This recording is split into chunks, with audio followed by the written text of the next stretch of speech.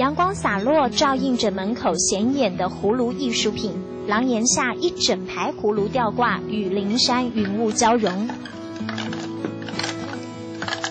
随风摇摆，高雄山林拥有葫芦之乡美名。艺术馆里上百件作品精心雕琢，长柄状葫芦刻的是念奴娇赤壁怀古，行草书法细致呈现，意境深远。创作在葫芦上面，不仅要写完还要刻，所以他考验了2个功力，一个书写的功力，一个还雕刻的技法。葫芦之美完整呈现，还有以客家花布为主题，一朵朵牡丹交错，别具风情。结合在葫芦上面，然后加上艺术创作的话，它可能让很多人接受的时候又有不同的体会。因为葫芦与福禄的谐音相同，象征吉祥福气、子孙万代。感受葫芦魅力，让留美硕士何明贤回到故乡推广葫芦文化。收题收别角，谁面谁面角，你的意思这个意思呢，就是说我们做事情不要大而化之，要注意到细微末节的地方。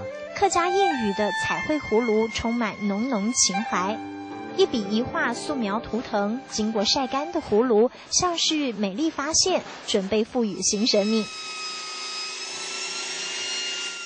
每下一刀，葫芦上的花纹就更清楚。不一会儿，葫芦化身为一盏美丽夜灯，照映光芒。那我们先用烙铁画线条，画完染色。导览讲解，营造出魅力的山林乡，让游客远道而来。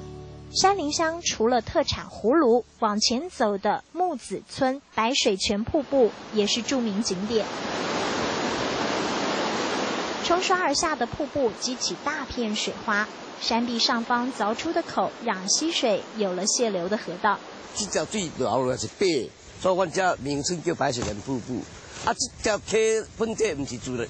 阵阵凉风，感觉格外舒适。这趟旅程从国道3号燕巢交流道下来，沿着国道10号到终点旗山，接台21线往甲仙，就是葫芦之乡山林。再从月眉桥接茄东巷，抵达白水泉瀑布。周休假期来到山林，静静地感受属于这里的浪漫。葫芦随风摇曳，七彩缤纷，笑纳福禄人生。泉水倾泻而下，涓滴珍贵，感受沁凉写意。一趟幸福之旅，构筑感动时刻。